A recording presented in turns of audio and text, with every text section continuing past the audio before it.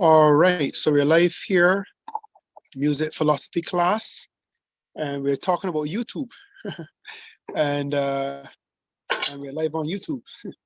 And as I was mentioning to class, I'm pretty sure there's not someone in the office just chasing down 1,000 Christian bloggers.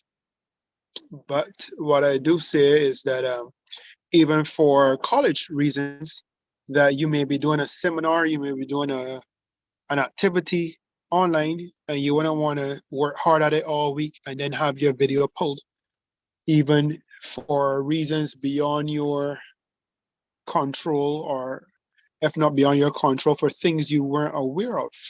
Um, so I did respond to someone and they responded back. But again, most things I'm sure are automated and so on.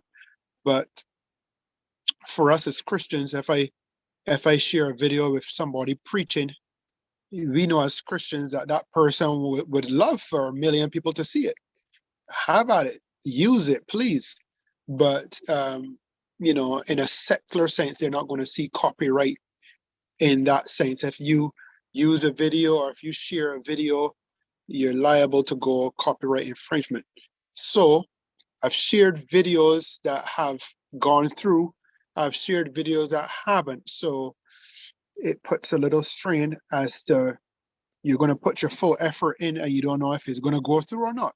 Safest way is not to use YouTube for sharing videos, little or not to use YouTube Live.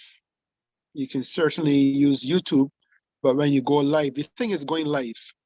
That's where it goes. So I can share YouTube in my Zoom, but when I go live, so we have, like, for instance, those mission videos and music. I think it was one of the mission videos, and it happened again before those missionary videos.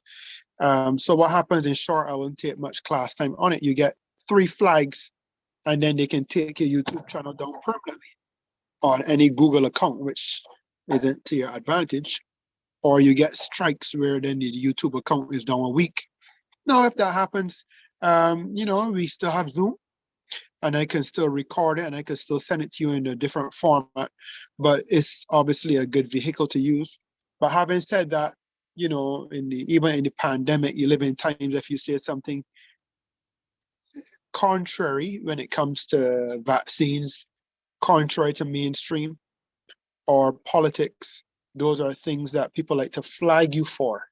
And that's a topic in itself, but Christians are under a measure of attack in these areas, where if you put your view out if you put a video out there against abortion or such, just as an example, you can become targeted, and people can call whatever terms they use, whether it's hate mail or those type of categories of being offensive material, or these views are not supported by, no, if they're supported by God, so just give me a little background, since we're still in a college setting. Again, I'm saying it so that if you're doing something, like, again, it would be, I won't want you to teach and put effort to publish and then have it pulled. You just would feel like you maybe wasted an effort there. So I had to do some videos recorded onto my computer that I'll send to you, but it's just very convenient to put it up to YouTube. Everyone has access to YouTube, and you go from there. All right, so a little bit of a college announcement there for you, university announcement there. And all right, so again, what it'll do, my style, and that's when you're in a world that's not perfect, you have to adjust. An effective speaker, one of the things that an effective speaker adjusts to every speaking situation. So if you go to a place and there's no microphone, you gotta get a microphone, or you gotta walk closer to the people, bring the pulpit platform stand closer, or you may have to move around as you talk. If they're further away, have them come closer if they can. If they can't, and it's fit seating, you just have to adjust. If it's noisy, you may have to raise your voice. If it is dark, you may have to go to a lighted area. If babies are crying and there's no nursery and so forth, you will just have to, make an adjustment. Somebody is talkative, you may make a seating adjustment. So you always have to make adjustments and just a little bit of it. So here in this case, one teaching technique I use, and this isn't teaching Bible class, certainly this is music class, but just giving a little overlap that I think can apply as well in teaching. We get in a rut, and we are visual people. And I know after 20 minutes, you might be thinking about your coffee, your children crying, just like myself. I could drift, and I'm the teacher. And so what I like to do is 20 minutes in, then bring up a video. All right, a few more minutes, you go, have a discussion. You go. So what you do, like I've been in lectures where the teacher would talk for just about 2 hours straight. I mean, straight. And you put your hand up and they say, well, they'll take questions after. I've had teachers with that approach, and you have to write your question down, and 2 hours after, no exaggeration, about 2 hours after, maybe a break and a little time, or the end of the class. And it has some 3-hour slot classes with like one break. But what's the point? As exciting as the topic is, after a little bit of time, you're going to start to get human, tired, especially if it's a 6 o'clock class going to 9 o'clock. So just trying to be a little corny there, funny there, but I'm just saying that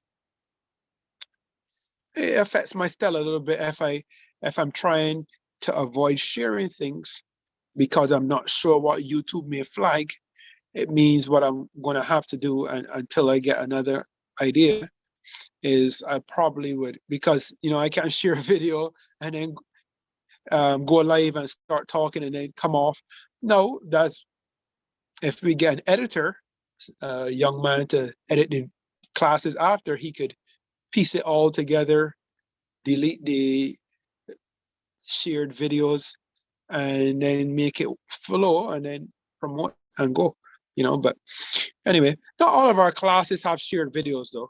And you would know, like from teaching, preaching Bible, we probably didn't have any shared videos. As a matter of fact, I think this semester has probably had more video sharing than other classes. Just the nature of the classes have made it, I guess, appropriate and easy. But Bible doctrine and teaching Bible and some of these other Old and New Testament survey, I don't think we had any shared video. So it just depends on the class you're doing. So all of that, without repeating myself too much, is to say that what I'll do, I'll stop live, probably coming on to the end, and then I'll share the videos with you, and then I will have a discussion. Or what I may do, because you want to have a discussion, and we had this little discussion, or I mentioned this before, so we're still at the same place, even as I'm thinking as I talk to you, because if I go live at the end, then I'm not going to have the discussion of the videos to follow. And I don't want to have a class with 2 separate recordings. In other words, you have this class recorded, you stop to show the video, then you come up live again to discuss the video, then you have 2 classes. I think it'll make it harder for you all when I send videos to you for your notes and so on. So in saying that, what I'll do, I'll share the videos first, and then we'll come back on, discuss, and that's what we'll do. And your ideas, you may have an idea, you can send me a message or share it here, and we'll see. So, but I mean, for me, it's not a problem, but I'm just trying to make it as smooth for me editing it, for you listening, and for students in the future taking it. So all of this takes work, as you imagine. So what I'll do, I probably wouldn't have gone live as yet since I'm not going to share the videos.